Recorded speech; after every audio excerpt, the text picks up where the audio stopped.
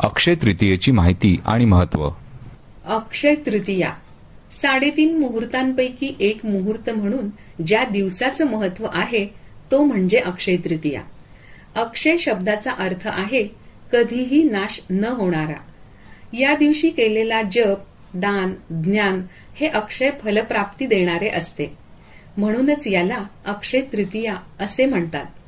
हिंदू धर्माप्रमाणेच जैन धर्मीयांमध्येही या दिवसाचे विशेष महत्त्व आहे.